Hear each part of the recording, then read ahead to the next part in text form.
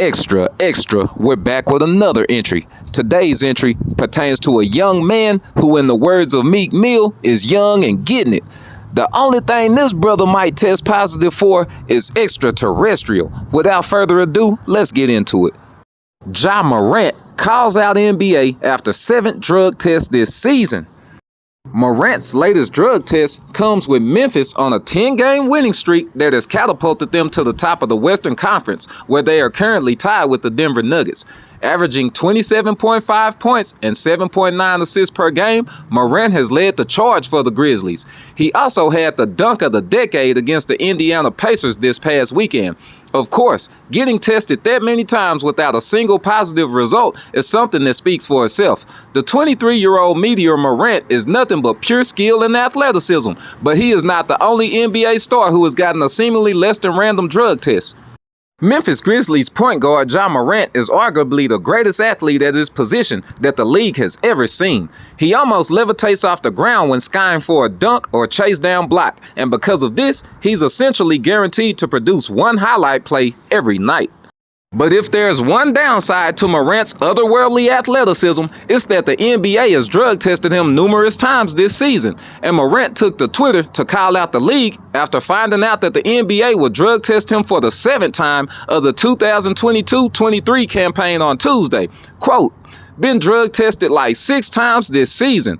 Walked in the arena and found out I got another one today." End quote. Morant, 23, is in his 4th year in the NBA, all as a member of the Grizzlies. He's averaging 27.5 points, 5.7 rebounds, 7.9 assists, 1.0 steals, and 0.3 blocks across 36 appearances this season. Despite being a great facilitator, ever since he stepped foot in the pros out of Murray State, Morant has taken his playmaking to another level thus far. His current 7.9 assist average is the best of his career by a semi-wide margin. Conversely, with that being said, an area where he's taken a step back from the year prior is his three-point shooting. Morant is converting just 32.6% of his threes on 5.3 attempts per contest. Considering Morant's jump out of the gym play style, it's hard to imagine that the league will stop drug testing him anytime soon. But so long as he continues to stay off of performance-enhancing drugs, Morant doesn't have anything to worry about. I believe I can fly. I believe I can fly. Remember R. Kelly told y'all that about MJ? The same applies to Morant. This the part of Jaundice Journal where we keep it funky like B.B. King playing the guitar and a little hole in the wall juke joint. Yeah, y'all ain't seen nothing like that from a young 23-year-old. He dunking on people, putting them on posters. He going on 10-game winning streaks. That's the real reason you trying to get him the drug test. Y'all trying to see what his DNA consists of. But Kendrick Lamar told you too. The boy got royalty in his DNA. Introducing the man who Brian Gumbel called the plantation overseer, the man who implemented the drug testing policy in 1983. Meet David Stern. This boy clapped back at Brian Gumbel and told him, "I done more for African Americans than you have, boy." Yeah, this dude, man, he the reason that you got to pee in that cup. He was also the reason a dress code was implemented for NBA players, invoking a response from the likes of NBA superstar Allen Iverson, who said, "These people just want to prevent us from dressing street and dressing hip-hop." Logically, realistically, David Stern took the NBA and put it on a global level. He took it worldwide with his marketing genius, but he didn't do that without the likes of North American, African American athletes such as Charles Barkley, Magic Johnson, and Michael Jordan. Truthfully, realistically, Mr. David Stern, rest in peace, you might have cleaned up the image of the NBA by implementing the drug testing policy in the early 80s. You might have revived the NBA that was irrelevant in the late 70s. But you don't want African Americans to own any team. No, you want to be the owner. You want to be the brains. You want to be the authority. You want to be omnipotent when it comes to calling the shots, while we're just the talented menials that pee in the cup whenever you present it, that dress how you say, like we're some type of animal or some type of monkey or something like that.